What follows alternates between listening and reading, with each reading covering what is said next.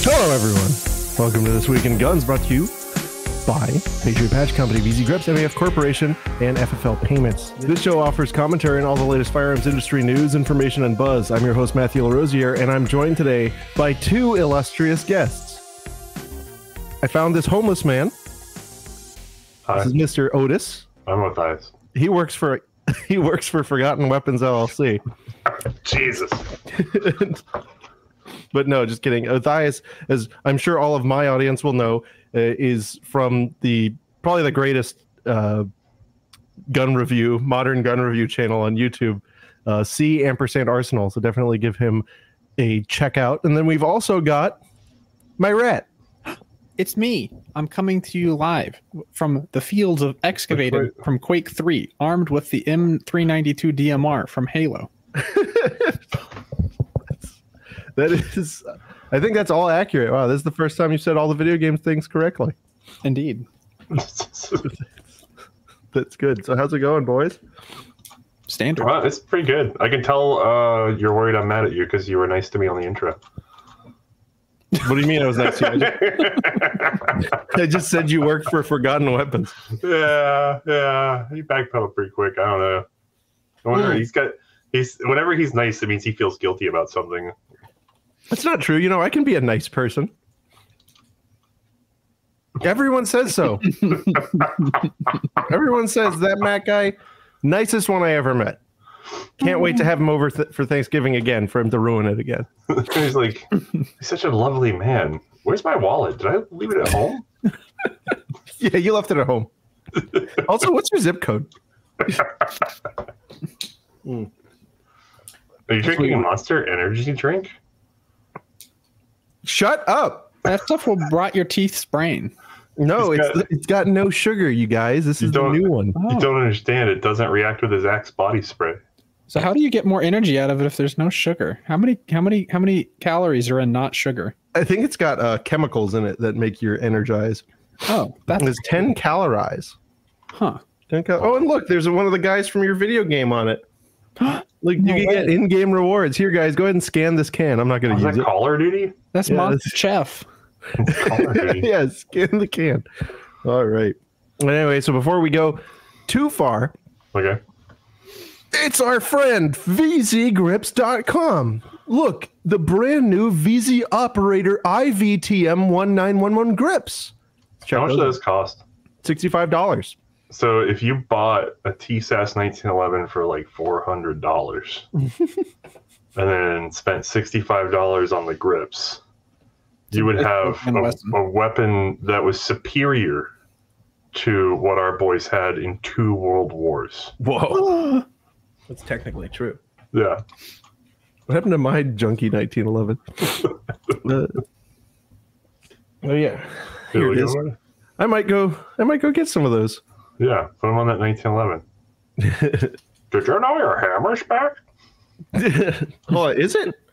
Whoa! I open carried a 1911 like for 1 week because I know why. I was helping out at a gun shop and I was like, this will be funny. So I open carried a 1911 for a week and I learned a very strong lesson in why police moved to striker fired pistols. Because every 60-year-old man walked up to me and went, did you know your hammer's back? And I would go, that's how it works. And I go, the hammer's back is a store of energy, so that in case I need to use it, it's there. It compresses this thing known as a helical coil spring. It's one of those things where I went, wow, I would have never experienced this any other way. It's amazing. Yeah. But so yeah, guys, VZ Grips, they're great. They're actually a really good choice for a carry gun. You should check them out. And I mean, guys, at only $65, we can knock that down, though, just for you. If you use promotional code ThisWeek15, that's THISWEEK15, you're going to get 15% off of your grips. That's an amount that's less than $65. I'm a lawyer. I don't do math. But go on VZGrips.com. Check them out. Don't forget promotional code ThisWeek15 so that they know I've been doing the thing and posting their website. Thank you, VZ Grips, for supporting the show and our habits. Grips. Say Draco Grips now. Yeah, and also make the Draco Grip. Yeah. Make a foregrip for a Draco because that's a good idea. So next up, let's talk about the Nagger case. This is I feel like too much ink has been spilled on this because. Now, hold on. What does NAGR stand for? It's National Association for Gun Rights, and it wasn't at all intentional. It's. How can we be sure? It's totally intentional. They're obvious. Anyway, it's huge. I thought there was another NAGR organization for gun rights. Am I crazy, or did I dream that up?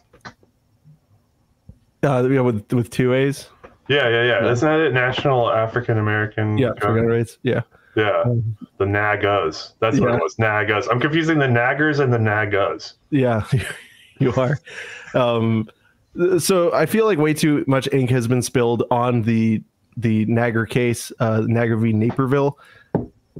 Everyone's saying, "Oh, the Supreme Court, they're going to step in super early and give like emergency relief," and watching it with bated breath. And I think it's because the federal Supreme Court or their state Supreme Court? The real Supreme Court. When has the federal Supreme Court, like when has the Supreme Court ever quickly gotten in on? A couple times, and they were in situations where there were gun rights, though. Have they? Yeah. That's what I'm saying. I don't think they ever had on guns. Gun rights is like the redheaded stepchild. Like, I don't know actually, they have on guns whenever the government's losing, because they just did that with the frame receiver rule. Yeah.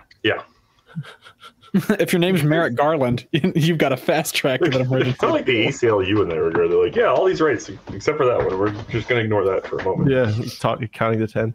Yeah. So the long and short of what had happened here with this was while all of these cases were asking for an en banc review, NAGR had filed a emergency appeal to the Supreme Court where it was like, we want you to stay the lower court's decision, which would mean the injunction's back in effect until we've heard about, are we going to be picked up en banc or if we're going to appeal to you. So it's like a stay, it's an interlocutory stay sort of a thing. So it's while the case is still proceeding, we would like you to undo the circuit court decision, which is a super rare thing. And then you're multiplying that rareness by the Supreme Court stepping in early on a gun case. Very unlikely that would ever happen. And it's a super rare thing because it's kind of one of those supreme showing of the hands, right? Where it's not good because then that's going to have a serious impact on how the panel writes their next opinion. And so the en banc decision was denied. All of the en banc petitions were denied. Right. And then the Supreme Court then came and denied this motion for a stay. Now NAGR has now already said they're going to file an actual formal petition of the circuit's of the circuit's opinion. So they're going to appeal the decision itself directly to the Supreme Court. So it's now a direct appeal instead of an emergency appeal. They said they plan on doing that soon. And of course, I guess the downside of that is at this point that does drag the case out longer because if they just sort of rested now, then it goes back to the first court, and then it has to percolate its way back up on the merits. Whereas they're now dragging out longer for that. But I guess the flip side, the good thing about them doing that is you might as well exhaust all the options available now before the registration requirement actually kicks in. Because if you could get the Supreme Court to say, yes, we will actually take the case whenever it's not an emergency interlocutory appeal asking for a stay, and we're actually reviewing some sort of decision. So there's still a chance, but again, that chance is still extremely, extremely low because they've seemed to give every indication they're not really interested in emergency stuff, which is stupid. Right. But especially because, and I think we may have touched on this last time, when it comes to like preliminary stages cases like this one, this is like so extremely well briefed for a preliminary case. Like a lot of these gun bans tend to be, where all of the information that's going to come out in discovery and on the merits is already in this case. It's just like there's going to be a little bit more monologuing from both sides, and it's all going to be the same information, right? Nothing new is going to really come out. Yeah, it's not.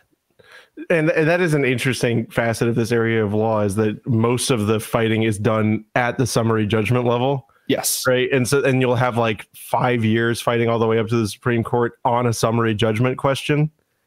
And then when it comes down to, no, you're not entitled to summary judgment, or it only has to one party, then it has to percolate all the way through to trial. Yep. Like, before it then becomes appealable again. And I do think that some of this has to do with the way that gun rights groups have kind of turned litigation into a they're e-begging, right? It's a fundraising scheme. Yeah, it's a fundraising scheme. You can't ask for money if you're not fighting cases. Right. And so fighting cases becomes doing it the most intensely inefficient way possible. Right. Like, so don't get me wrong. I'm a guy who loves to preserve issues, but sometimes you're gone beyond the limits of issue preservation and you're actually just taking forever. I'm not sure if I would have run this case the same way, but then again, you know, there's a lot of stuff that's not visible to us here. What I think we want to see is actually kind of give the lower court judges the opportunities to do what they're going to do. Write an actual opinion and then see where it goes. Exactly. Because you can get away with a lot of fudging when we're talking about pure legal standards on, you know, summary judgment motions. So anyway, that's me kind of, you know, quarterbacking on this, but I am noticing that we're not going to see results really anytime soon in the you know, assault weapon cases. I don't think. Right. For people curious, at least with Illinois' assault weapons case, unless the Supreme Court takes this up once NAGR does it, because they haven't actually done this yet, you're probably looking at a 1 to 2 year thing before it's back up at the Supreme Court. And probably the way that unfolds is, you know, it'll go back to the district court. Assuming they all go back to the same judges, the Stephen McGlynn will end up writing an opinion that says, yes, the ban has to go away. He'll put a stay on it because that'll be the proper thing to do. The state will appeal it. And then probably we end up getting this same panel of judges to review it again. And the same panel of judges will then say, oh, no, it has to go away. And then we appeal that to the Supreme Court. And that will end up taking 2 years because they have to defend the honor and integrity of the court by pretending that there's more stuff to discover in this case. And there just isn't. No materially new facts or arguments will be presented. There'll just be more words to back them up. Exactly. But so, yeah, that is the Supreme Court, again, declining to take emergency action in the Illinois assault weapon ban case. Not really surprising, but, you know, there's not much to read in the tea leaves here. There's no grand prediction that you can take from this. I'm sad. That's good. You feel better now? There's a puppy. I mean, that's good, but it's over there. Well, anyway, California. The California DOJ has released emergency regulations on concealed carry permits. And importantly, NRA certifications are no longer acceptable for firearms instructors. And now, can I ask why this is an emergency? Because everything's an emergency in California. Okay, just making sure. Yeah. And of course, the NRA has a lot to say about this. This is, you know, the NRA is a leader in firearms training. Yeah, all of a sudden they care. Yeah, and this is only designed to, you know, limit access and ability to get training, which honestly, they're probably right. They're probably 100% right on that. Oh, yeah. Because most people who are firearms instructors have their purported certification through the NRA. That certification, by the way, is complete BS.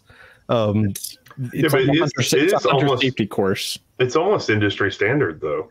It is, which is kind of hilarious. Right. It is the. I mean, I'm struggling to think of anything else that's recognized as a training program. Like what? Huh? There really aren't many. Yeah. So what does California expect you to use other than that? I think they have a state-sponsored thing. Do you have to pay the state to use their state-sponsored thing? Commission on Peace Officer Standards and Training and State of California Firearms Instructor or Range Master course. Oh, that. So you can also get training from the Bureau of Security and Investigative Services, Department of Consumer Affairs, State of California Firearm Training Instructor. I feel like this has two different elements and two different fights going on at the same time. Or authorization from a State of California accredited school to teach a firearm safety course. That's nice. You know, I talked with an NRA certified instructor once, and he told me that the 1911 has a stronger action than the Glock because it has 2 locking lugs instead of just 1. And I was like, huh, wow, that's crazy. You're really smart, guy. Can I have my badge? God, but yeah. So I mean, it's always fun to dump on the NRA, right? But this is very obviously designed to just, you know, there goes 90% of the instructor pool in the state, probably, right? Yeah, you're also like you're preventing finances from going to the NRA in their eyes. So they're going, okay, we can wage a financial war against the NRA. We can basically control where people are able to get their accreditations, and that's probably the motivator here. Yeah, it's a two-front attack for them. You know, I mean, it's a lovely move on their part in terms of their goals, but it is interesting, right? Because then it forces some fascinating questions, right? Where if the result here is a serious increase in cost, which I think it would have to be, right? Yeah. At least in the short term, that might produce Second Amendment colorable reactions. And the only way that the state, you know, and if I were the state and I was trying to fix this, right, and do my two-front battle, it would be to create a low or no cost instructor certification program through the state, which would then be actually, like, in terms of instructor accreditation, it wouldn't hurt anything on the grand scale, right? Because these certs are meaningless. They're entirely meaningless, in my opinion, anyway. But it would probably save their attack. But on the other hand, the only other thing they could do is just eliminate this requirement and like. Well, if your real motivation was gun safety, right? Because it's surface. Then you'd come up with a real curriculum. Not even necessarily curriculum. You would come up with standards. You would just say, hey, we need these points to be covered. The private sector can cover these points, but they have to make sure they do. And then whoever's the most efficient at doing it or the best at doing it, getting the best results, you would find some way to sort of re-solidify around that every couple of years. You know, you'd go, oh, well, this is where it's really working out. The gold star one. Right, but they don't actually have an interest in safety training programs. Yeah. At all. You know, that's just something that they've grabbed a hold of that sounds reasonable that they can shove in the path of your average person from doing what they want to do. It's a state that wants mandatory, like they want mandatory gun safety training to be a thing, while also trying to make it as difficult as possible to get gun safety training in the meantime, which is just like bizarre.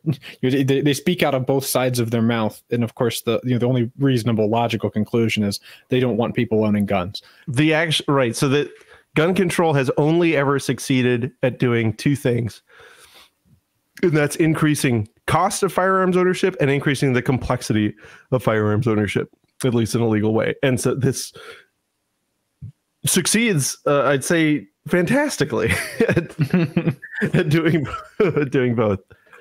But so yeah, great job, California.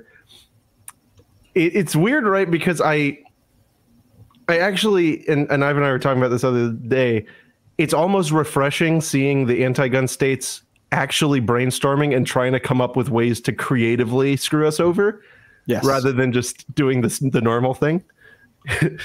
You know? Do you think they believe that all this stuff is going to hold, or do you think that they're just sort of throwing stuff against the door? You know, like the equivalent of somebody throwing the dresser against the door to slow down the attacker while they figure out what they're going to do otherwise? So I wouldn't say I don't think they think they're in the position of running away from an inevitable attacker. I think that the position they think that they're in is, crap, they knocked down our barricade. Let's try this. You know, right? Because they realize, at least for now, in several of the circuits, they have judges that are amenable to anything, right? Because like even out of the 7th Circuit, right, the opinion in the previous story came down to AR-15s aren't arms because they're like an M16. And in fact, indistinguishable from an M16, as opposed to common handguns, which are not indistinguishable from military handguns. Yeah. Despite them then referring to an expert witness who said the 1911 is a good choice, which is just incredible thinking power. So it's certain. I think it's, to be fair, it has double the locking strength. Yeah, it does have double the locking. So I think at some rate it has to be a consideration they're making, where they realize there's at least half the country or so where they can like pass any law whatsoever And all they really need to do is find solid enough footing that if it gets to the Supreme Court doesn't reverse it.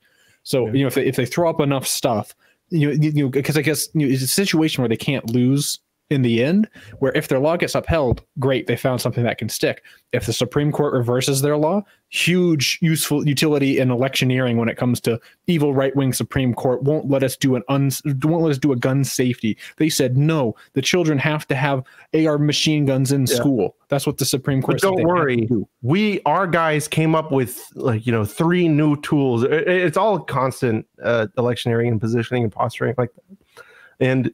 But one other thing about why the 1911 is a better choice than the Glock.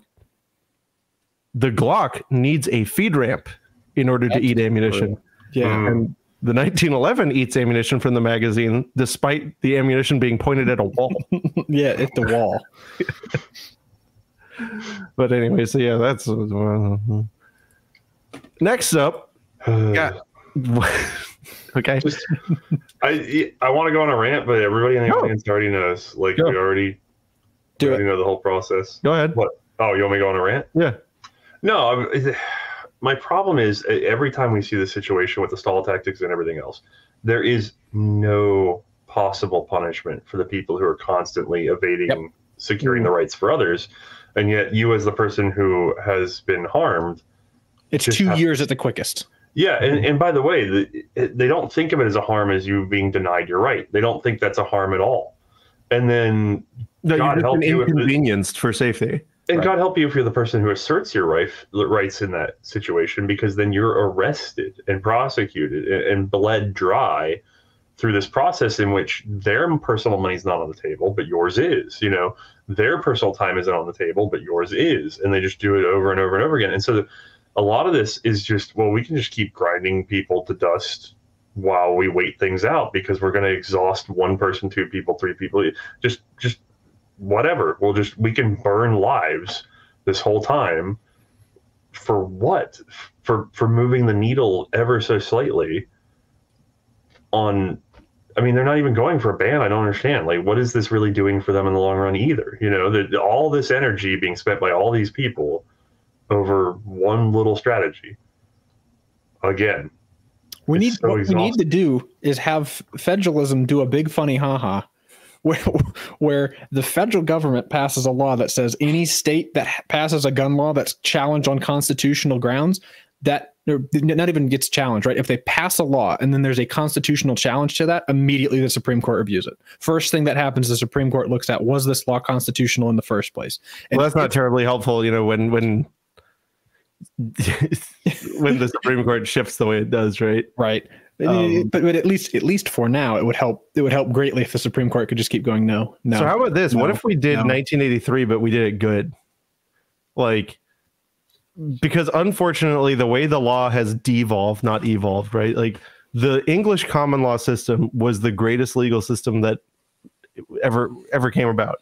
And it worked great for a long time until we started pretending to be French and putting statutory definitions everywhere.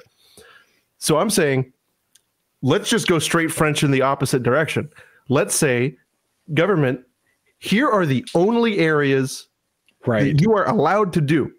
And like a commerce clause that's like bleedingly clear. It's like, interstate commerce is defined as, it's literally just food. Yeah. That's still just going to encroach, though. I mean, if you think about it, the original federal government was so limited. Well, then you'd have to, exactly. No, that's what I'm saying, is I'm basically saying you make the commerce clause nothing 8 pages, right? And then you have an inverse of that, where it's anything that the government does, which does not fit into one of those, right? You're liable for actual damages plus. And then anything you do that has a negative impact, right, or a chilling effect on the exercise of the right, you get treble damages. So, but see, I don't know that works, because the damages ultimately are just taxpayer money, right? They don't feel it. To be honest with you, I think there's a way to fix that, but they will arrest me if I say it. you know the Nix check thing, where it's like, if they don't tell you in so many days that you're denied, then you're approved. Right. But how do we not have this for the entire court system, where it's like, look, if they take more than a month to tell you whether or not that's your right, it's your right until they come back and say no. You know what I mean? Like while they're dicking around, then it's yours until they come back. It should assume the affirmative until it is. It was all designed to, and then we cocked it up, and so now I'm saying the only way we can probably save it here is by defining what constitutes a right abrogation in unbelievable detail, in every conceivable way. And what you do is, yes, the money will ultimately be coming from the taxpayer. I think I found a way to fix that. But hold on. What you do is you charge it to the individual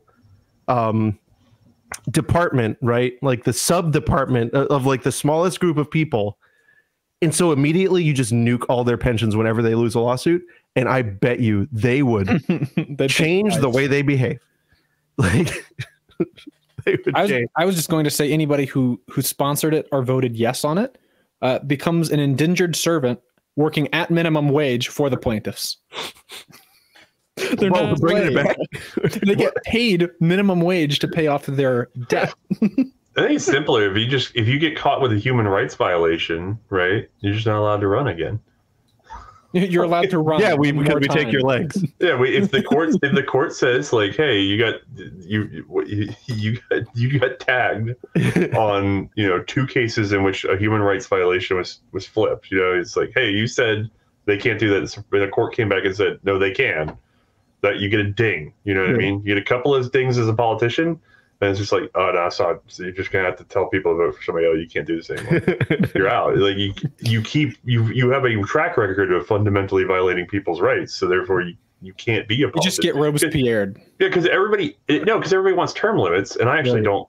I don't like term limits as a concept, and I get yelled at for it. But the problem is for me is we already have a lot of actors that are not actually politicians. They're just party reps, right? And I believe that if we go to term limits exclusively, we're just going to have party reps. All the parties are just going to program people. They're going to feed them all their data through their interns, and you're just going to have these actors, and you're not actually going to have anything that you could possibly keep track of. Well, you're describing what we already have. Yeah, but it's gonna escalate. Like it's weird, but I believe that that's an escalation of the problem we already have. I do think you might get some gain if you say, hey, if you poke this button too many times, your career's over. You're out. If the courts turn over on you too many times, you're out of here. That might be enough for them to be like, we should only poke that button when we're really sure. And they also get the felon treatment where they lose all the rights a felon would.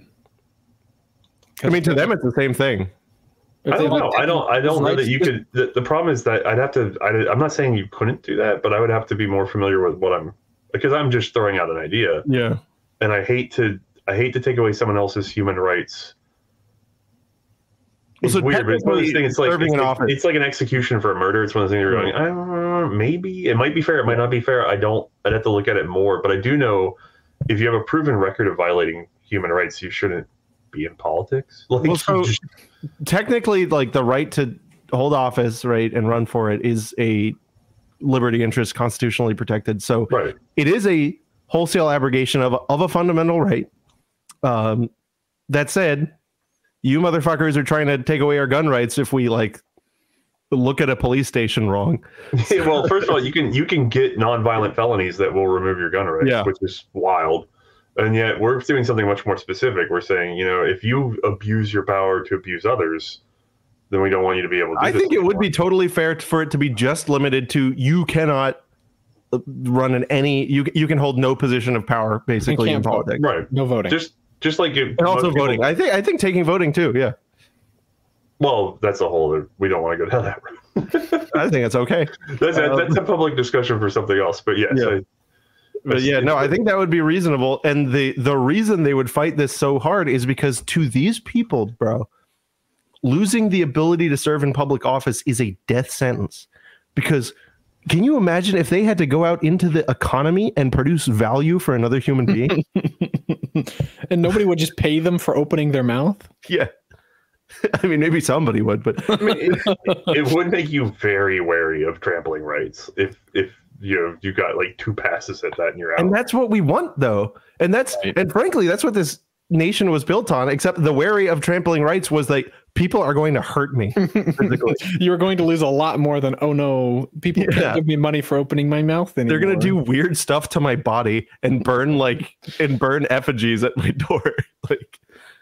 So a step towards that without perhaps going all the way to that, I think is a good idea. That's true.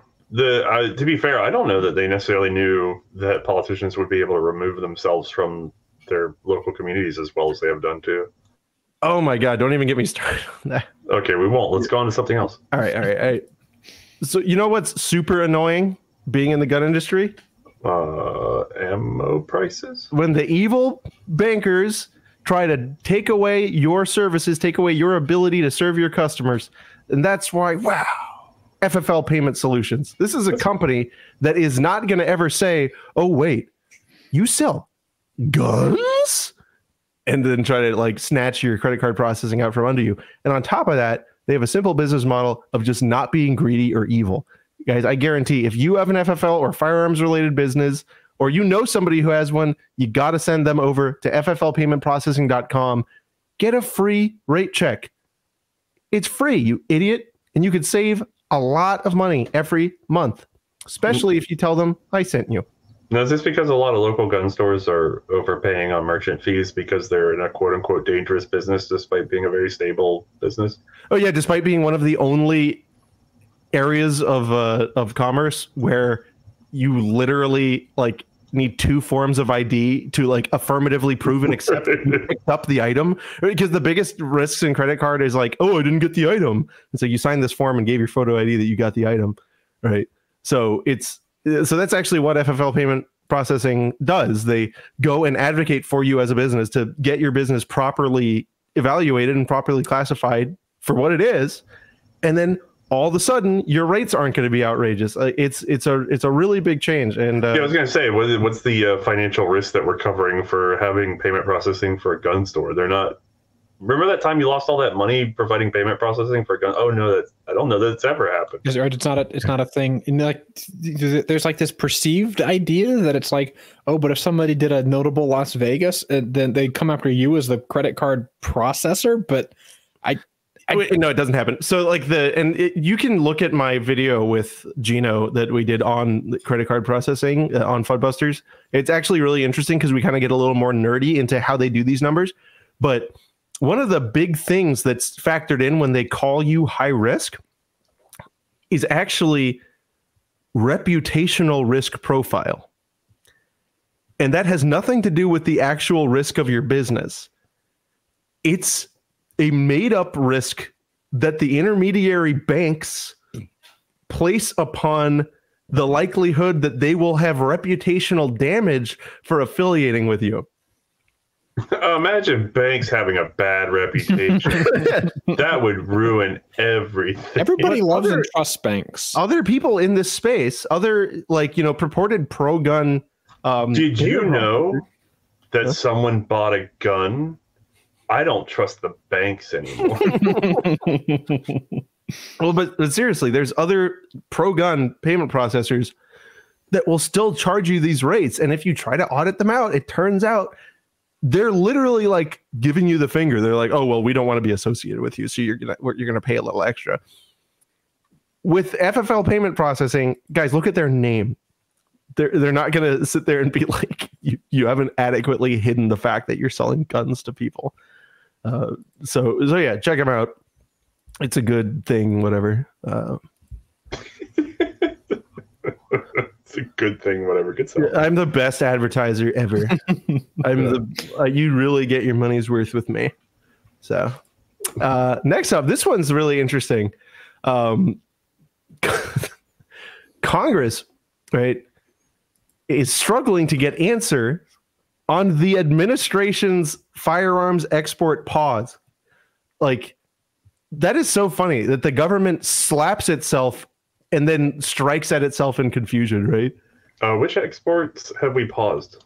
So So we're not allowed to export any firearms? Correct. Defense articles, actually, so even broader. What about even on the collector's end? What if I wanted to send a gun to a Frenchman? So France, I think, is on the list of super best friend countries that are exempt from the pause. Okay, so I can send them. whatever. But anyway, like the Bureau of Industry and Security had just like announced out of nowhere, apropos of nothing, that it was pausing all new export licenses to most of the world for 90 days.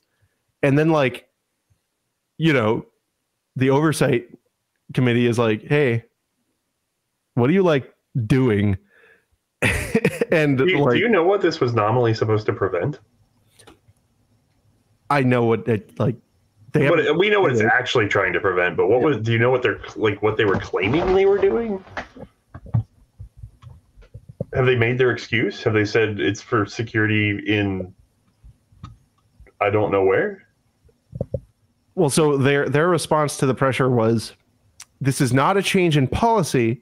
It's just a pause to make sure that our existing policies are aligned with our national security priorities." Right, but who are we afraid of right now? Our greatest ally. Like, it's just so confusing because you're going. Guess who's the first country on the list of super best friend countries that you're still allowed to export guns to? Right. Mm-hmm. Yeah. Mm-hmm. I just want to draw it out. I want to know who. Like, this is a weird. What a weird thing to have happen.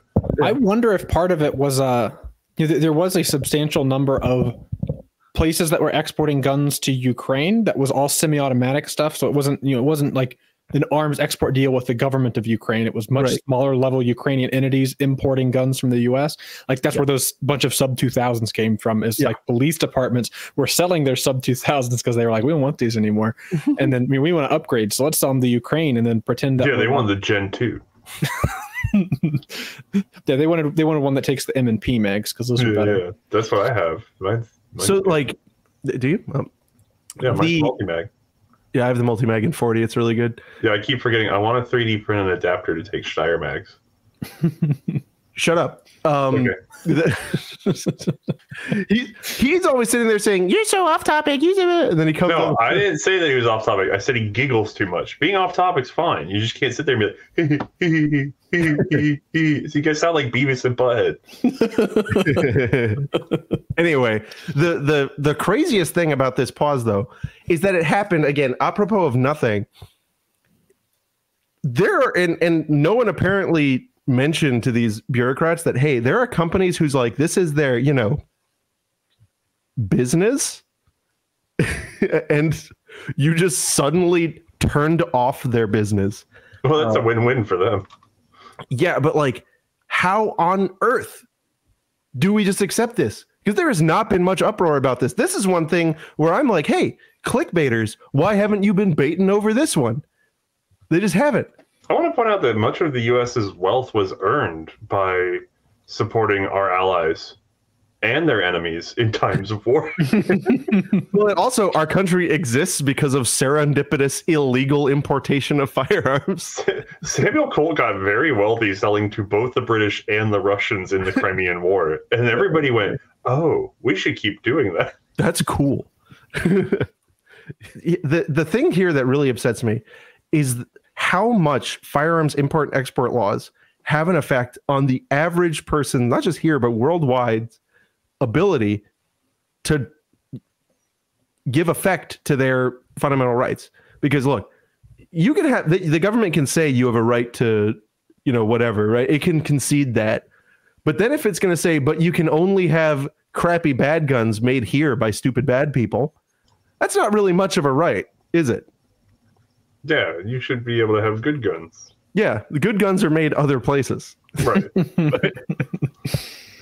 But I get really, really fired up about this, especially because the courts treat import-export controls as like, oh, these are just mere business regulations. It's strict commerce, and there's no Second Amendment. It would be like if it was impossible to make paper here, and you could only import paper, like all the good paper was imported, and they'd be like, well, there's not a First Amendment concern with getting paper. Come on. Yeah, come on. You just got it. You can just write your books on toilet paper and distribute it. Write it on like wood. Wait, why won't you tweet it? You tweet it now. Yeah. Yeah, but imagine if there was a foreign country that made a good tech website at some point, and it wasn't just America carrying all of the internet, and that they were like, no, you can't use those websites because they're imported. Yeah. In this case, though, they are paying attention to the fact that it has ramifications outside of commerce, because that's what they're doing. They're clearly trying to control something other than commerce. Oh, that's funny. They're like, wait, hold on. Americans are so good at arms dealing, they might actually impact the war. Let's make sure they can only sell to one side of the war. They were upset because there might be a trench clearing video with a sub 2000 and they cannot let us know how good it is. Yeah. Why did they also pause exports on paragliders? This is weird. And rollerblades.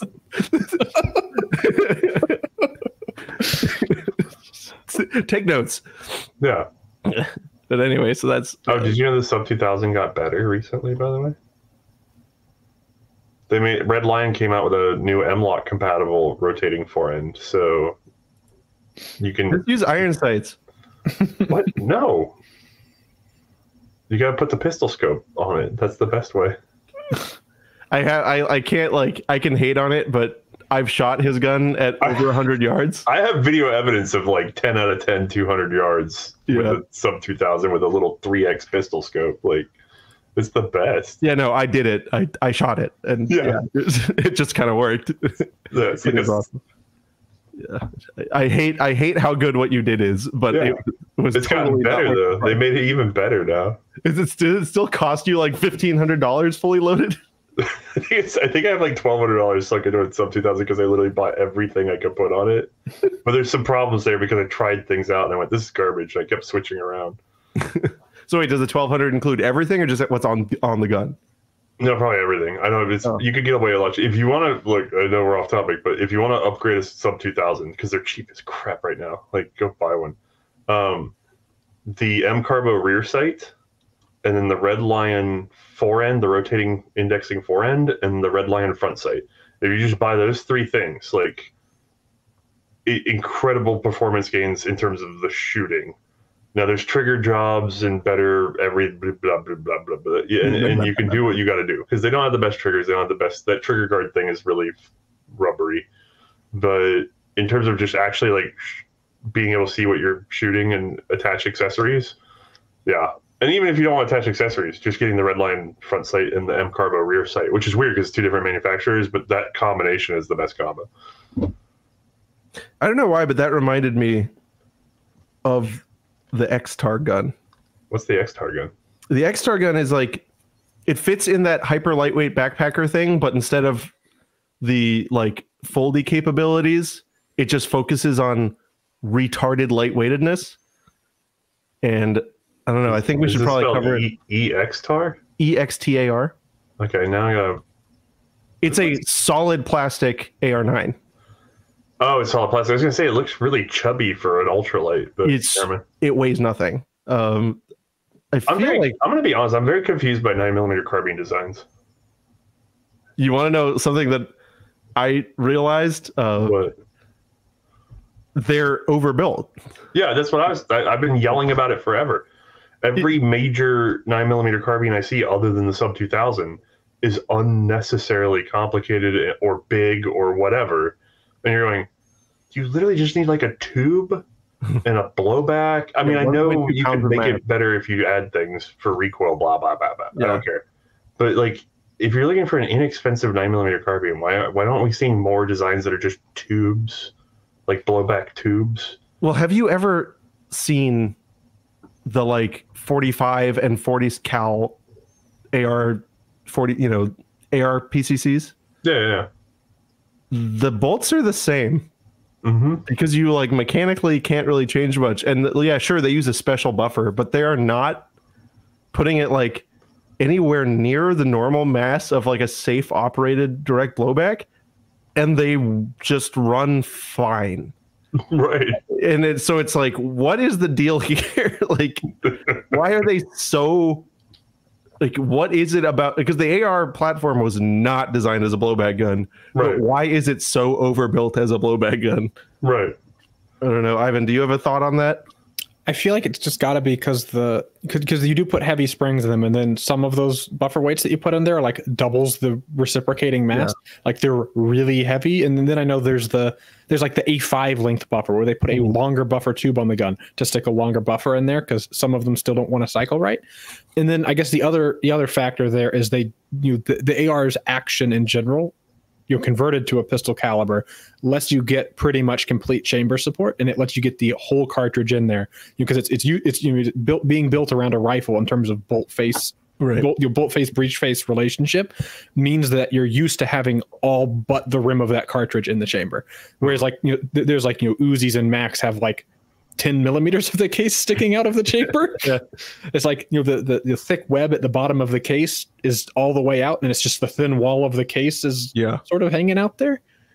It's tempting fate, and the only thing that's keeping it from blowing out is the fact that the bolt's heavy enough. Yeah. And so with the ARs, just the fact that the opening velocity may be too fast, but pressure is dropping by the time you get to the thin case wall. Right.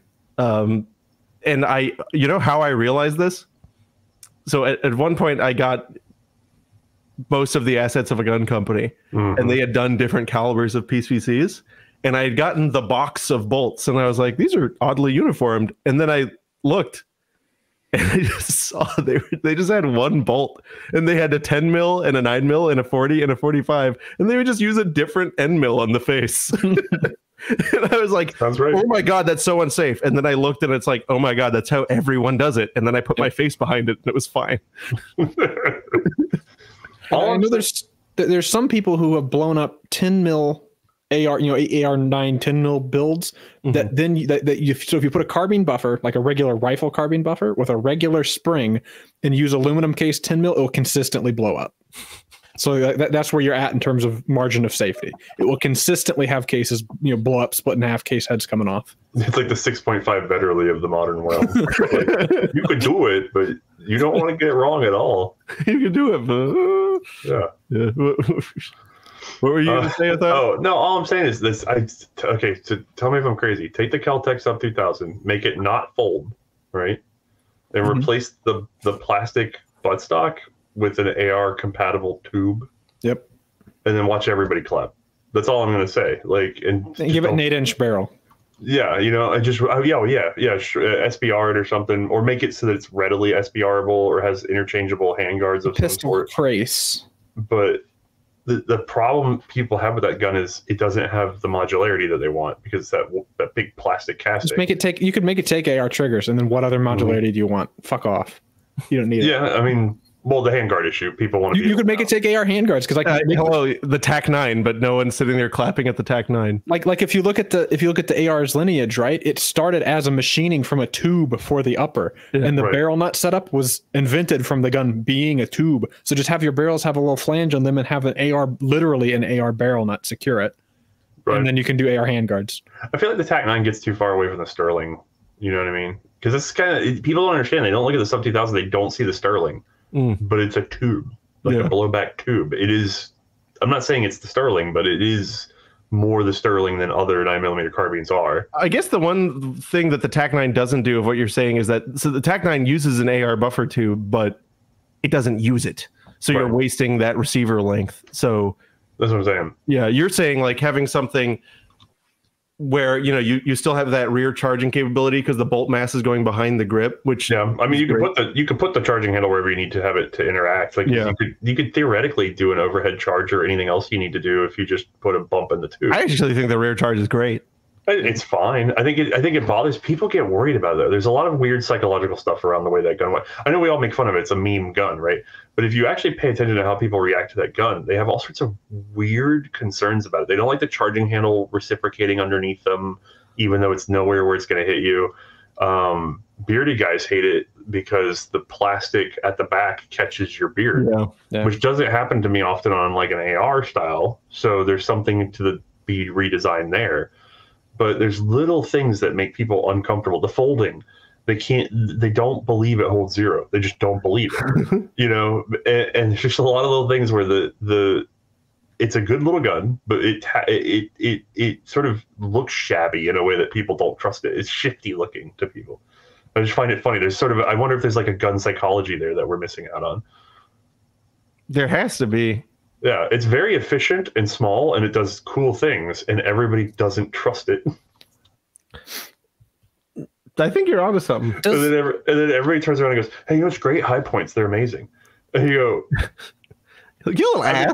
I think work, but like the high point is supposed to be distrustful looking, and yet people trust it. And then this thing, for some reason, it's in the uncanny valley of I don't trust that thing. I bought a 1095 right when they came out, and I bought a gut, like, God help me, I bought it at the Big Daddy retail store. Ooh, unlimited even. Yeah.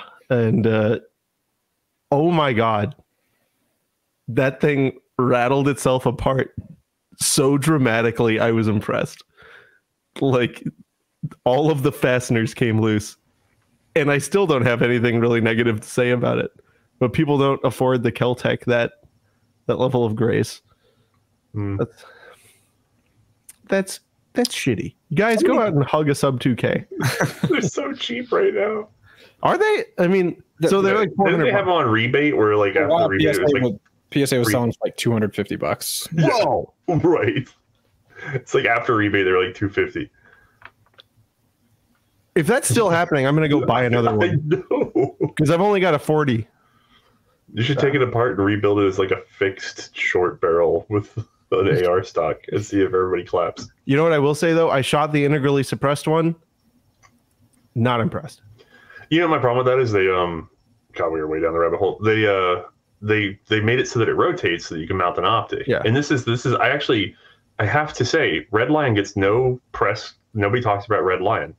They created a 4-point indexing forend because if you want to stow an optic, you need to be able to flip it 180 degrees out of the way of the hinge, and also in such a way as to keep the gun flat. The reason why people like 1911s, the reason why people like the FN 1900, the reason why people liked a lot of certain guns is because they were flat guns. Flat is a very concealable feature. And so you see these things like Smith & Wesson did their folding gun, and they made it fold in half across horizontally, and now it's just this chubby brick. It's awful. And they're like, look, you can fit it in a backpack. And you're like, yeah, but nothing else. Like, if I can't put like a textbook in with it, then what have I done? I've just made this tube backpack that I don't understand, you know? And so the sub 2000 is the only gun I know of that actually stays flat and it's very flat. It's very narrow. And for mine, when I added, I have a magnified optic. I use the Red Lion forend, and it's a very flat gun that when I open it, the irons pop up and I could use them. Or if I have a second, I can adjust it to bring up the scope, which is perfectly reasonable. No one seems to have adapted to the solution. The market has moved totally towards some other weird insanity, despite a very simple solution being right there. And even Kel-Tec themselves are like, oh, okay, we're going to have the forend rotate when we do the suppressed version. 45 degrees. What? That's good. That's like, I mean, it's not 90, so I guess it doesn't stick out as much, but give me 180 so that I can get it out of the way and fold it flat. Like, what are you doing? Anyway, sorry. We should beat them up. We should stop at Coco. I want to. Just go. Yeah, we'll stop by. Maybe they let me in. They probably let me in, right? If you gave them at least 2 days notice. No, I'm going to knock. If you knock, they will get pissed. Yeah. Last time I went there and knocked, furious. Yeah, but I'm cuddlier than you. I have like shown up unannounced and knocked my way into so many cool places. Okay, cool. Anyway, you got into Quantico by saying bomb a lot. Anyway, next up, we have talked about these laws a lot. The like public nuisance perversion laws, right? Where states create a new cause of action specifically to harass people in the gun industry, or even just like people who are very gun adjacent. Oh, and really? what they'll do is they'll just declare that your activity is a public nuisance, and thus contort like hundreds of years of law in the mind of judges that are in no way applicable to what you're actually doing. So New York, New Jersey, they're the same, really. They're just all terrible. But New Jersey Attorney General has filed complaints against several such people now and they are JSD Supply and Eagle Shows, the gun show people, basically suggesting that what this really is they're just like, oh, you're having 80% to be sold, right? Oh wait, is the public nuisance part the 80%? So they're saying that yes, these guns are a public nuisance, and this type of behavior is a public nuisance, and they've directed their sales into New Jersey, and we can tell they've directed their sales into New Jersey because some of their products have wound up here. And so they've thus violated the New Jersey law and are amenable to a lawsuit here in New Jersey because a New Jerseyan went and got something and brought it back here. How is an 80% a public nuisance? Because they've made a law that said it is. Yeah, that's what I'm trying to like. It doesn't make any noise. It doesn't. Well, no, you don't understand. There's a common law public nuisance, and then also this gun is a public nuisance. What? Don't worry about it. Okay. There's what everybody would agree a public nuisance is, and then they also added to a separate definition of public nuisance is you have a gun. The Attorney General brings... But 80% isn't even a firearm. That's great. I wouldn't worry about it. The Attorney General brings this action to stop and remedy defendants' unlawful sale to New Jersey residents of products designed to create unserialized, untraceable firearms, commonly known as ghost guns. Defendants who know full well that ghost guns are illegal in New Jersey deliberately sell their products at gun shows just across the New Jersey-Pennsylvania border. You know what we in English would say, not in New Jersey.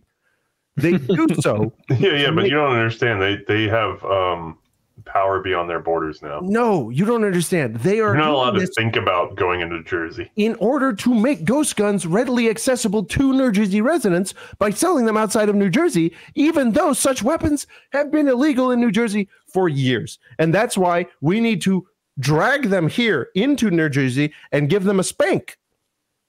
It's insane. It is insane to me that the only justification for the existence of the federal government was to keep this exact thing from happening. This is the literal only reason that everybody got together and they're like, okay, well, we should stop the states from criminalizing things that are legal right across the way in an attempt to trap the other states into their own courts. Right. Because to keep the states from being like, oh, if somebody in another state does a thing that we don't like, but one of those things shows up here, we're going to tax that state double, triple, extra. Yeah. And I mean, here I don't and then also, oh, you're gonna buy cotton from Georgia? Well, we in Alabama don't like that, so we're gonna put a 800% import tax. Right? Those were the reasons they created a federal union. That's actually why. So that the states aren't laying like legal minefields for the states that border them, so that they can like bleed money or commerce or whatever it is that they don't like about another state out of them. So we got the worst deal. This country was the worst fucking deal of all time. So first off, we gave up part of Virginia to the feds. Let them have effectively, a national bank over time, but not at first, just to keep the capital from being in New York City. We lost that one because I feel like New York would be slightly less awful if they had a stupid building height requirement. So that was a bad deal. And then the whole reason we even started... Excuse me, no, wait. If they had a building height requirement, like if they had a cutoff, they would just have spread out wider. They're better contained if they're vertical. Well, so I do wonder what DC would be if we didn't make that stupid deal. It would be just a swamp. It would have been fine. Actually, see, DC is what you get when you have a height requirement on New York. Just spreads out.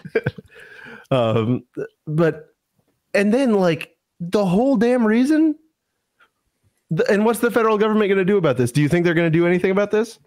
No, and that's the shitty part. Is like the federal court system was designed so like, in the insane thing is like New York has done these exact same suits and they've gotten they've won gotten favorable settlements out of these sorts of suits before, because the parties in these cases motioned to move to federal court and the federal courts are like, no, this is a state law issue. And I'm sitting there reading it like, what the fuck? Yeah. Federal courts, you have one reason for, well, I guess 2 reasons for existing. Yeah. So I can sue the federal government. How they justified this is exactly how they justify the FFL network entirely. Right. They're like, oh, it's interstate commerce, and you're like, oh, okay, so can you handle it? No. No, we only cite interstate commerce when we want to hurt gun ownership, not when we want to help it.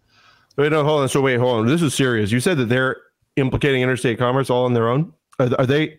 And they're trying to move more guns, right? They're trying to move. Are they trying to restrict them? That's a state issue, son. I can't help you. It's just crazy. The public nuisance stuff is bad. It's bad. If I were to admit to selling, private selling a firearm to somebody out of state, they'd be all over that. Yeah, no, they would be on you like beans on rice, right. Man. Anyway, speaking of rice and beans, MAF Corporation. Wow, it's the Florida Wind Chime Consortium of Vendors. Go on MAF. If you use code FUDBusters, that's a new discount made just for you, and it's a big fat one. You're going to get 10% off. We were talking about the tax. We got tax. We were talking about Plastikovs. There is Plastikov chime wind things available in 5.45 caliber. Mr. Pistol 5 and etc. Other things are available for sale. Check it all out. Use that promotional code FUDBusters so I can track the analytics. And there's also chime time sales and blowouts. Closeouts, not blowouts. And then we got a whole new series of apparel merchandise items to purchase on the internet right now. So that's maf-arms.com and use promotional code FUDBusters to buy the item. Next up. Do you think FUDBusters would be willing to make a t-shirt for me? Yes. I want one that says firearm safety ends at home. Hell yeah. With a picture of a we do need to work on a trigger confidence shirt. Like, I do think that that's a thing I need to do. That'd be pretty good. Got to cash in on the grift before it's over. By the way, with your whole trigger argument that you defined for a long time in that one episode, have you not been going and checking a ton of old war documentaries and movies and stuff, and just why have you not been screenshotting? Yeah, but why are you not screenshotting this and just posting it every day? Just being like, look at John Wayne. I just do it for Jeff Cooper, right? Because Jeff Cooper is the guy who popularized these 4 rules anyway. And there's multiple pictures of him pointing a gun with his finger on the trigger straight at a camera, and there's no way that camera's on a tripod. There's a guy holding it because it's straight down the barrel of it, and that would be a difficult thing to set up with before digital cameras. Nah, he's just pointing the gun at a camera, man. Yeah, but that's illegal. You should swat him. Go and tell the guy who invented the rules that you repeat as if it's like dogma handed down on stone tablets by God to Moses himself. Yeah, right. You just won't stop talking about them. And here's the guy who is the reason you know him. It's God with the stone tablets in this case. Yeah, he's pointing a gun down your fucking throat. Yeah, with his finger on the trigger. Yeah, it's all good. It's all good. I forgot what the question you asked was. He was talking about the war. Oh yeah, no. So we've got pictures of John Browning and every firearms designer, whenever they're posing with their guns, always have their fingers on the Browning triggers. and Kalashnikovs could not get their fingers off of triggers. Every picture of them is just this is where it goes. Eugene Colt. How are you not posting these? That's all I'm saying. We do. I have been. Okay. Yeah, I do too. But I much more enjoy the I wait till I'm 3 comments down in a thread before I'll break character and be like, actually, unironically, here you go, idiot.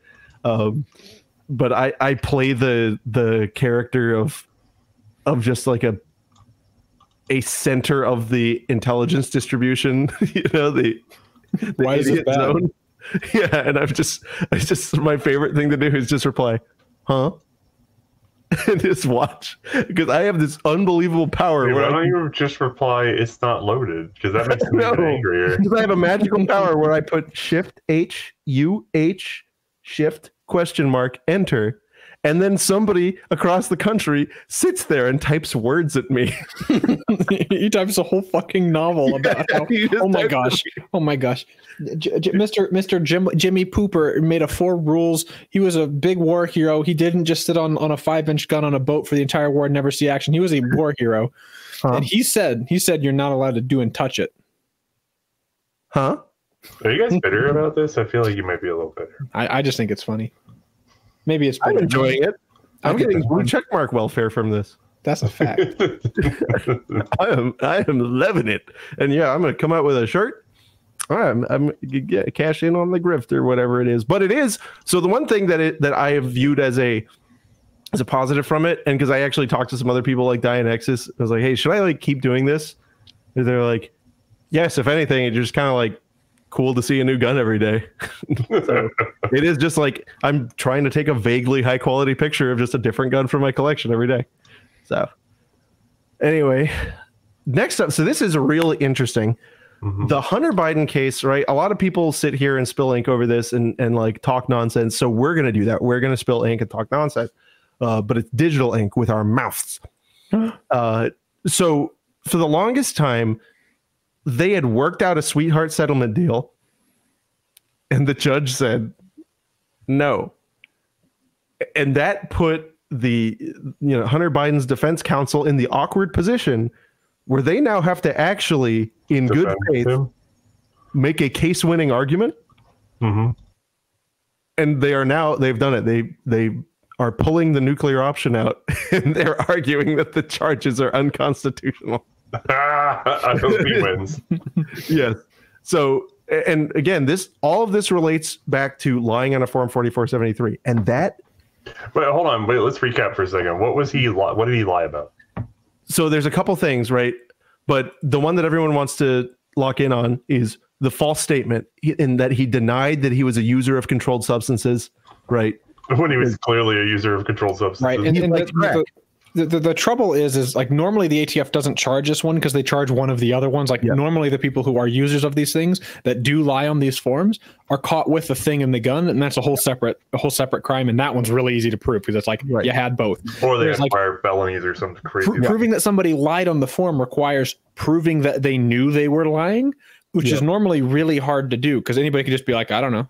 Yeah, you're like, I was too high to remember whether or not I used drugs. But unfortunately for Hunter Biden, he included in his book that he was a habitual crack cocaine user at the same time. Like he admitted in a book that he published and made money off of that he was using crack at the same time he bought the gun, which is difficult to then say that I didn't do it. I was so high that I was a novel gun. Yeah, the book was made up. Was a gun? It was a fiction book. But the false statement is the core, right? Right. The 922A6 is not the core of the issue. The false statement is.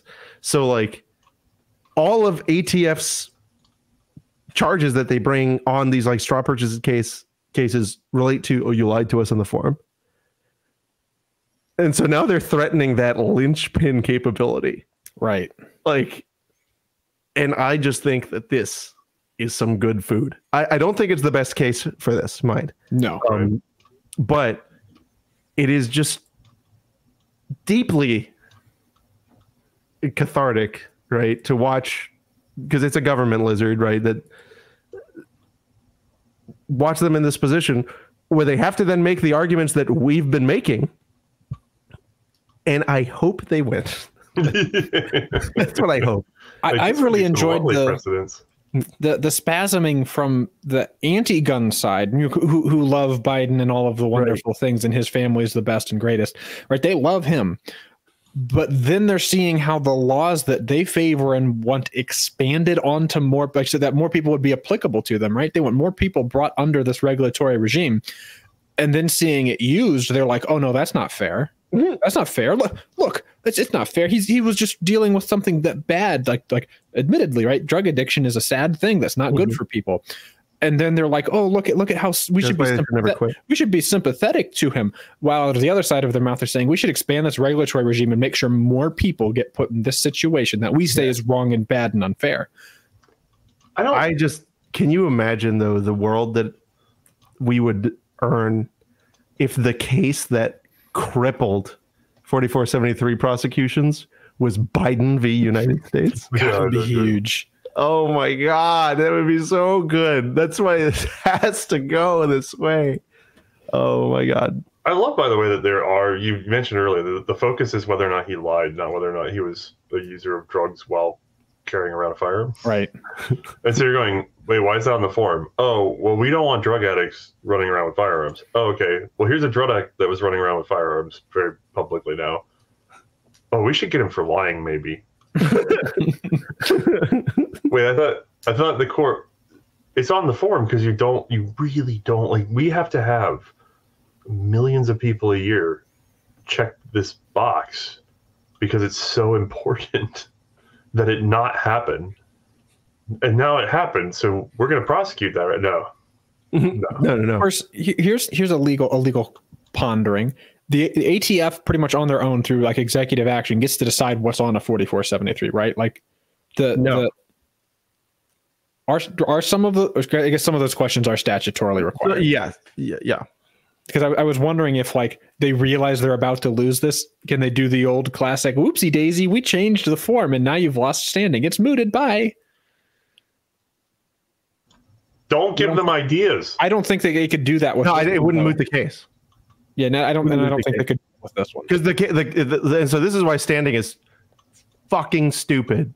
Me and Ivan were on Rakita the other night, and we actually had a great conversation with him about standing and underwear parties. Yeah, and underwear parties. And carburetors. Carburetor on the new Shelby GT500. I like the part where you guys were like, "Oh man, we're hanging out with this really degenerate guy. This is awkward." And we both like Nick, by the way. And I went. It's funny. I was. Yeah, hold on. We were just bantering. You're saying you like him, but then you're also going, "Wow, this is awkwardly degenerate." And I like you guys, and I hang on your server. It's awkwardly degenerate to me. And I like you guys. And you're awkwardly. Let's not compare degeneracy now. I'm sure everyone does things that or whatever. But anyway, this is terrible. The point of this is that standing is shitty. Like in this instant case, right? So the question is, if they go and change the form, does this moot the case? If this was an association of people who had been convicted or whatever, arguing for the statute's constitutionality or the practices, like a derivative practices action, yes, it would, because it would no longer be an active case, right? It would be really hard to be in that position, though. But it's a criminal prosecution. People, basically going against people who are saying that they have an ongoing issue. But yeah, this is, the damage is done. Right. So the controversy is clear. The only way to moot the case is to let him go and dismiss the charges. Right. It's the only way you moot a criminal prosecution, which might not be a bad idea, but if they felt they were losing. If they if they felt they were losing or there was a chance they were doing, but here's the issue. They can't do that because it's the president's son, and how much egg would Justice Department have on their face? It'd be big egg on face, and then open up some avenue to then sue over the same question that's going on here, and then force them to either remove it or do something. Yeah. So it's a big fun game. Speaking of that, he's already pre-giggling. Now he's pre-scowling. What do you guys think is missing from the AR-15 pattern? Big boobs. Oh, are you talking about this whole AR-15 M16 argument, or what are we talking about by pattern? the pattern. Oh, pattern. In the way like a normal person would view it, right? Like the broad AR category, everything that the descendants of Tribe AR-15, of those 10 select fire rifles that then went on to reproduce and create the XM series and the M16 and the Sporter. Oh, he's really deep into this argument, but okay. So what's missing from AR-15s? Yeah, design-wise, mechanically. Yeah, a charging handle that doesn't overgas you in the eyeballs. I think you're onto something. And Jared has a solution for you. The Java charging handle. Yeah. So they got rid of that charging handle. They put it right here. That's what I want. Yeah, you want your. You need to describe this for the audio listeners. So this is Jared, who's a cool company that I have a decent relationship with. They have come up with. They were nice to him in an email. That's what it means. Like they were nice to me in a series of emails. Okay. Anyway, this J Arbra it goes on an AR-15 lower, but it's a bolt action upper and to where basically it looks like the bolt carrier is integrated with the bolt head. And so you've got this huge, like Remington 700 looking charging handle chilling out above your magwell that you presumably grab and cycle it as a bolt action rifle. All the best bolt action rifles have the bolt turned down 4 inches in front of the trigger. Yes, that's so it's faster. Yeah, it's like the car 88. But look, and dude, you could have a bolt action AR upper for only $924.94. That's a regular good amount for an upper receiver. Does it shoot 223? I don't know. Probably. What's the chamber did? They should make it single shot in 22-250. I'd buy one. Yeah, they come. So it's obvious they're going for a banned state thing or banned country thing, because I know they do a lot of business with the Canadians. Because it's come standard with an unthreaded barrel. You have to pay an extra $17 to get it threaded. And let's see what calibers it comes in. Now, do people do this accessories platform? Is that really what they're doing? Currently only available in 223 556. But which one? I don't want it to get overpressure. Wait, what were you saying? I was going to say, do people do these weird AR substitutes as a way to be able to use the parts market for the AR? You know, the drop-in triggers. I mean, it has to be. Why else wouldn't you make something different? So I do know that there are companies who make AR-15s like specifically non-automatic to get around California and New York, like other state laws. And so, yeah, then the question is, well, why, right? Like, then why not just use a different gun? Like, why wouldn't they be making Remington 700s at this point? But because AR mags and triggers and grips and stocks and hand guards, and I just don't get it. I don't see. Or is it like this is as close as you can get and still have the mag come out type thing, where it's just a series of compromises? I just think what they're trying to do is they're trying to capture the entire. You gotta understand, man. There's no other modular market like the AR. There never has been. 1911 is probably the next closest, and it's a long way off. Yeah, but it's not even that modular. I mean, you're just really sort of swapping individual. Because there's like 6 different patterns and profiles and footprints and ramps and all this different stuff. And like AR's maybe got like the ramps and the upper making a difference. Right, and there's a lot of fun to be had tinkering around with an AR. I mean, I have one that Matt's played with that I've done all sorts of crap. Oh, wait, I don't know if you played mine actually. Mine has all sorts of dumb crap on it. No, I have. Like, I have like a fold-out side charging handle and stuff just for the fun. Just really, what happens if you do this? Oh, that's a lot more fun that way, actually. So, yeah, no, your AR doesn't make me mad the way your Yugo PAP does. Excuse me, my Yugo PAP is extremely good, but actually, almost all my modern guns are just sort of me going, "Can I do this?" Oh, that was funny. And everybody kind of gets mad at me because that has like almost no tactical advantage in a real firefight. And I'm like, it goes ping. Like, the engraving gives you no tactical advantage whatsoever. Yeah. I'm just going, I'm having a good time. I buy garbage and I bolt it on here and it's kind of easy and it makes me feel like I did something productive and I didn't. Like, I don't. It's very equivalent to adults who play with Legos. It is. It's a basic human satisfaction thing, right? Where you do physical work with your hands and then you can see that something happened. So it's kind of like the video game reward system, but better, you know? Yeah. And we're just like, hey, do the thing. And then you get the point. Yeah, because you can't make a good cop with a video game.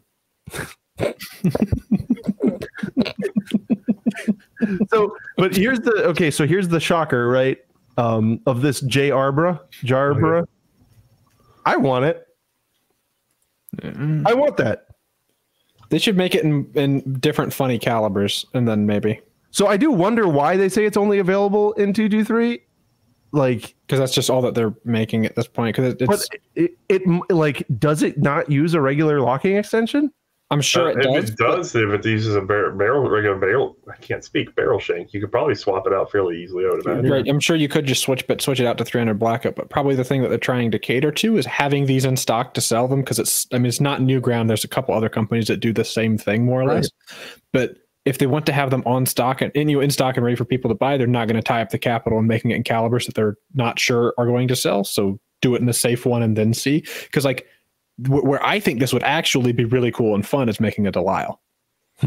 Because like if you made this in 45, then I'd watch. Oh, like the modern.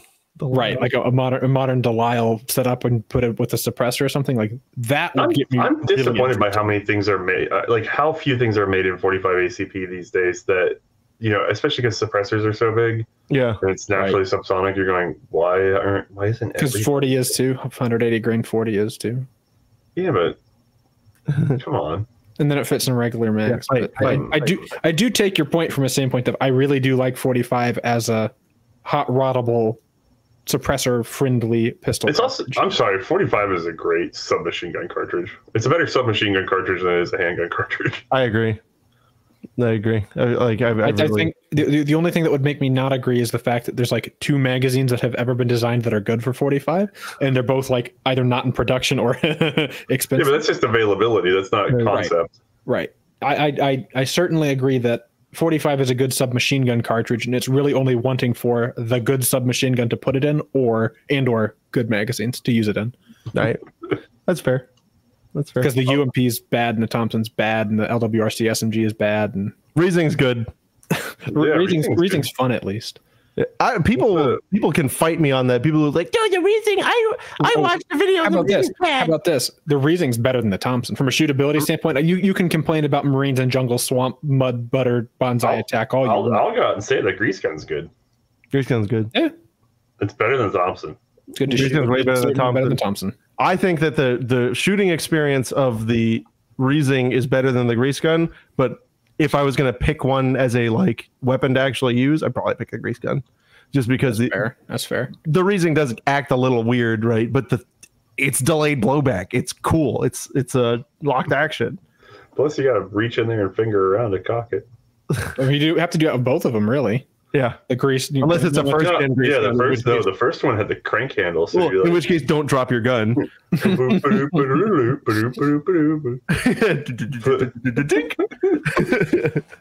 never shot the UD-42. That would be a fun one to try. Oh, I've shot one of those. Did they make the Smith & Wesson carbines in 45? They made them in 9mm, but did they ever try them in 45? You know what I'm talking about? The World War II ones they tried selling to the British? Oh, yeah, the ones with the long magwell? Yeah. I'm trying to... I don't remember. Anyway, yeah, I want to shoot a UD-42. That sounds fun. It does sound fun. But yeah, and I also want to shoot a Jarba. I do. And I could Jarba in 45. It would be so good. I won't hear otherwise. I think 45 AR barrels in the bag. I think it would be a good gun. Wow, yeah, let's make one. Call up Jard. Make them be nice to you this time. Whoa, Mr. Big Man. The bolt face would be an interesting. Of course, it would be a totally insurmountable issue. I think. No, you could do it. You could do it. Because your bolt head's the same as. No, it's a little bigger than 760 by 39. I think you just have a really, really thin web. 45 ACP is 308 bolt head. Right, but then I think that makes it slightly larger than 760 by 39. But you can get maybe just a little bit more out of it because 45 is low enough pressure. I think you could just convert an AR bolt head. I don't know. Let's see. Let's find out. But, I just had another think because we were talking about that. What are you thinking? What I'm thinking?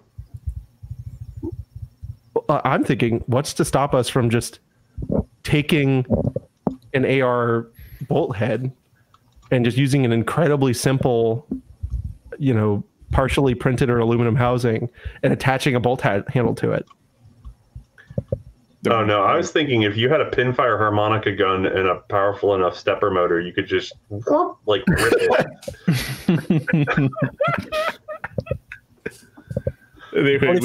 45 is just under a millimeter larger in diameter, so I think you could do it. You just have a really, really thin web on your bolt head. Then 760 by 39. Yeah, so you'd have a really thin web, but I think it's still. You might not have a web. You guys are doing the engineer thing. Everybody's lost and they're bored of you. We're making a gun. Them. Yeah, go. This is how we do the stuff that they like. Go. Anyway, you know what else they like?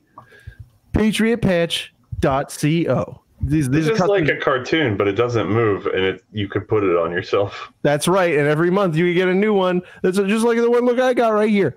That's not me. That's not you at all. This is me. You know, just the Santa Claus. And if you sign up for the Patch of the Month Club, you are going to get automatically every month a new one of these with the art and a sticker. The sticker is like a very nice version of the same thing. And yeah, guys, you need to join stuff like this. But check out all of the other parts of the site, guys. And when you do, I think you'll find that there's some interesting stuff. There's a clearance section. Wait, click on the signs. The what? The signs. Okay. What kind of signs they got? I'm your Huckleberry. They got the 4 gruels. Oh, wow. Then we'll know not to do that thing you guys do all the time. Nah, I'm going to do it. I'm going to do it. Okay. They actually sent me the 4 gruels cleaning mat. I think we should. I think take pictures with it. Guns on it. Yeah, cleaning mats. Oh, they don't have it. Yeah, they sent me a 4 gruels cleaning mat, and no, they're out of stock. Of what? The 4 gruels cleaning mat. It's just not here right now, I guess. Yeah, I know. That's a rare collectible now.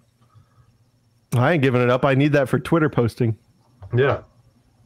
But anyway, guys, that's patriotpatch.co. Use promotional code TWIG10 to get a discount on your odor, specifically compliments of us. You're welcome. Check them out. patriotpatch.co. You're welcome. Say it back. Yeah.